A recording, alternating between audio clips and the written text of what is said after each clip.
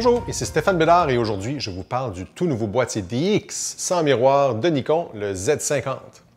L'une des caractéristiques les plus importantes de ce nouveau boîtier à capteur DX est le fait qu'il utilise exactement la même monture d'objectif Z que celle des boîtiers plein capteur Z7 et Z6.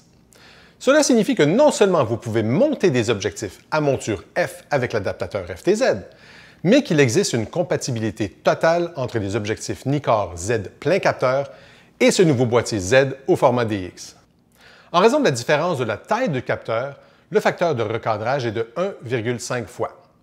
Par exemple, l'objectif 35 mm f1.8S devient un objectif équivalent à 53 mm f1.8 lorsqu'il est monté sur le Z50.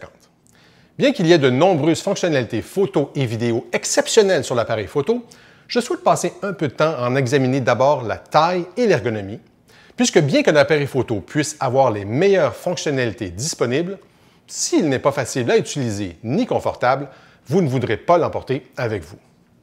Dans la gamme actuelle des réflexes numériques Nikon, le D7500 est l'un des appareils photo les plus équilibrés, offrant une superbe combinaison de fonctionnalités, tout en restant suffisamment petit pour être emporté partout en voyage.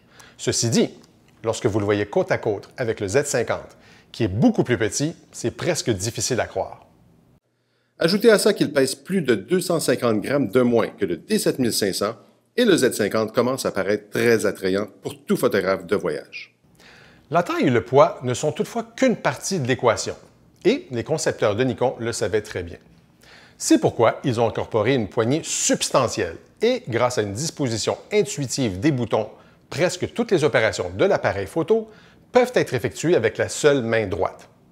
Cela inclut l'utilisation de nouvelles fonctions tactiles intégrées à l'écran LCD qui ont une sensation très similaire à celle de nombreux appareils intelligents actuellement sur le marché. Le boîtier de l'appareil photo étant petit et léger, il est évident que, grâce au fait que le Z50 utilise la large monture Z, plusieurs types de design d'objectifs sont désormais possibles, tels que le nouvel objectif kit, le 16-50 mm VR. Tout comme le reste des objectifs Nikkor Z, ce petit objectif minuscule dépasse les attentes. Il a un aspect de type pancake lorsqu'il est en position rétractée, ce qui rend le système globalement encore plus petit. Mais là où il surprend vraiment sont ses performances optiques supérieures. La résolution sur l'ensemble du cadre, même à une courte distance, est incroyablement élevée. Et, grâce aux éléments d'objectif asphérique et ED, la dispersion des couleurs et les distorsions sont efficacement corrigées. Il existe également un deuxième objectif DX-Z annoncé avec le Z50, le DX-Z 50-250 mm VR.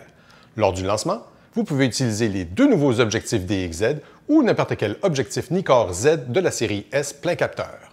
Alors, au-delà de la taille compacte de ce nouveau système, qu'y a-t-il d'excitant à propos du Z50? Puisque nous parlons ici d'un appareil photo sans miroir, la première chose que vous remarquerez en l'utilisant est son viseur électronique, ou EVF. Il a une résolution de 2,3 millions de points, mais il y a plus important pour un EVF. Nikon a consacré beaucoup de temps à l'optique dans celui-ci, garantissant ainsi une expérience visuelle exceptionnelle. La qualité d'image est une des choses pour lesquelles Nikon est connu depuis longtemps, et le Z50 ne déçoit pas. Il utilise un capteur CMOS de 20,9 mégapixels avec une plage ISO de 100 à 51 200, ce qui offre une qualité étonnante en faible luminosité. Et grâce à un système de mise au point automatique hybride situé directement sur le capteur d'image, vous disposez désormais de 209 points AF à détection de phase avec une couverture horizontale et verticale de plus de 85 %. Si vous pouvez voir votre sujet n'importe où dans la scène, le Z50 peut effectuer la mise au point. Également identique au Z7 et Z6, la détection des yeux, IAF, est disponible sur le Z50 lors de l'utilisation de la mise au point automatique en mode photo. Maintenant, combien de fois avez-vous voyagé quelque part avec des amis ou avez-vous vlogué une expérience incroyable, mais vous ne pouvez pas obtenir un selfie acceptable parce que l'appareil photo était trop lourd ou ne vous laissait pas voir ce qu'il était en train d'enregistrer? Vous avez utilisé quoi à la place? Votre cellulaire.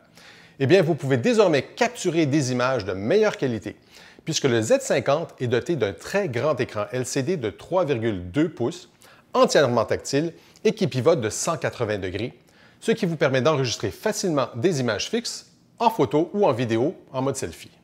Pour la vidéo, vous pouvez enregistrer des fichiers vidéo haute résolution 4K UHD à 24 ou 30 images par seconde, l'appareil photo utilisant le capteur au complet, ce qui signifie qu'aucun facteur de recadrage n'est imposé.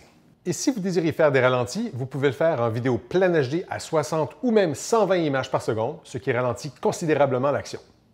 Une fonction de film en accéléré ou time-lapse et des options d'intervalomètre sont toutes deux disponibles, vous permettant de laisser l'appareil photo compiler un time-lapse pour vous, ne nécessitant aucun travail de post-production, ou vous pouvez également mieux contrôler le time-lapse en capturant des images individuelles en format RAW ou JPEG que vous devrez combiner en un film time-lapse à l'aide d'un logiciel dédié. Donc, pour tous les utilisateurs qui veulent un système petit et agile qui propose de nombreuses fonctions haut de gamme, qui hérite du concept d'un système compact et ergonomique vu pour la première fois avec le Z7 et le Z6, le Z50 apporte maintenant tout cela au format DX. Si vous souhaitez obtenir d'autres informations sur les nouveaux objectifs Z-DX ou le Z50, veuillez consulter notre site Web.